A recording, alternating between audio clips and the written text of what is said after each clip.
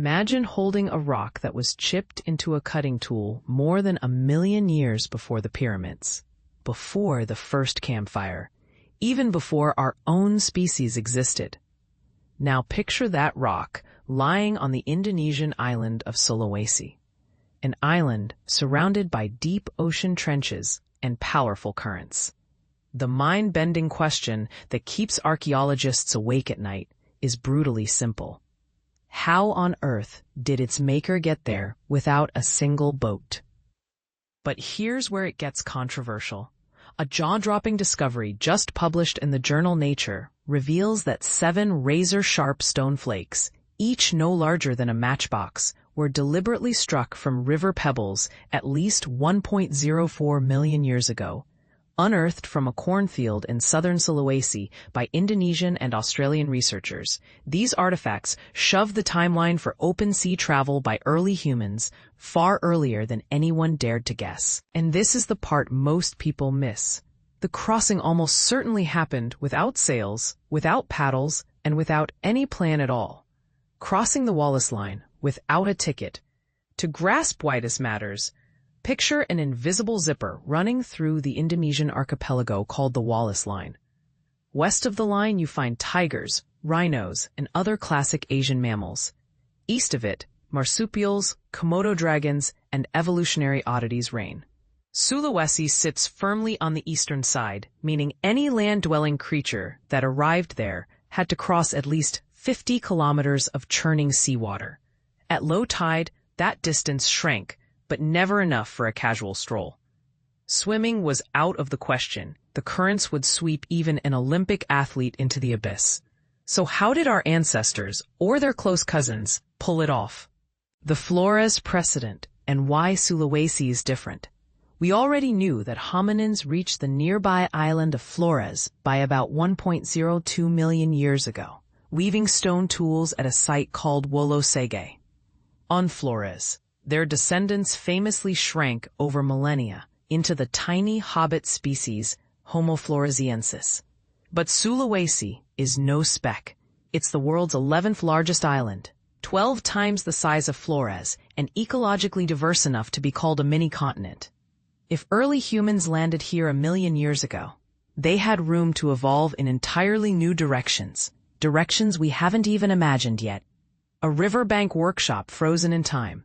Back at the Kallio cornfield, the excavation team, led by senior archaeologist Budianto Hakim from Indonesia's National Research and Innovation Agency, found the stone flakes nestled in ancient river sediments. Picture a lazy early Pleistocene river, meandering past sandstone cliffs.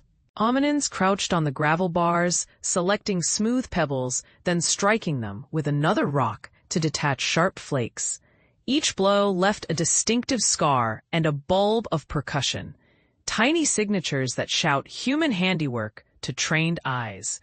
Nearby lay a fossilized pig tooth, independently dated to the same 1.04 million year window using paleomagnetic and radiometric techniques. The message is unambiguous. Someone was here, making tools, eating meat, and surviving in a landscape that no longer exists. The mystery commuters of prehistory. So who are these mysterious travelers? No bones have turned up, yet. The leading suspect is Homo erectus, the long-legged, big-brained pioneer that had already spread from Africa to China and Java.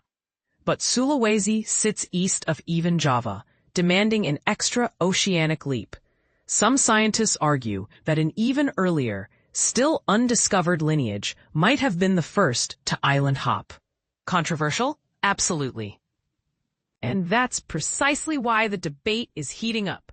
Rafting on accident. Nature's Uber. Here's the boldest idea on the table.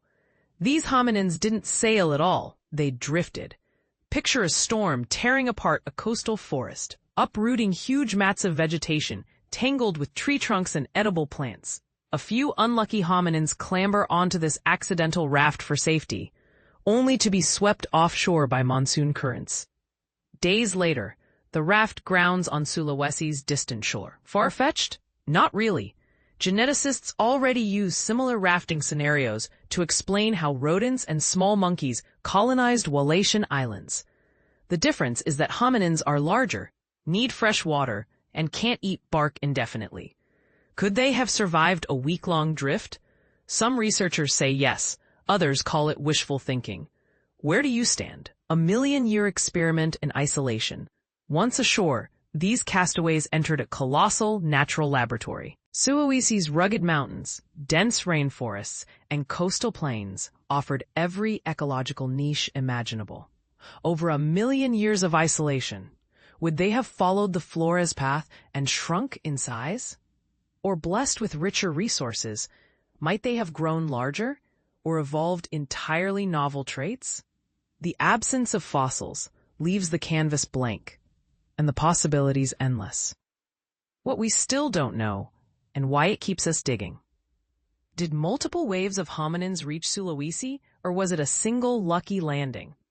Could traces of their DNA linger in modern Sulawesi populations, waiting to be teased out by future genetic studies? And the elephant, or hobbit, in the room. If Homo erectus survived here for so long, why haven't we found their bones yet? Are we looking in the wrong places, or did they vanish for reasons we haven't considered? Your turn to weigh in. Some scientists argue that insisting on accidental rafting underestimates early human ingenuity. Could primitive rafts, or even simple logs, have been lashed together by observant hominins watching floating debris?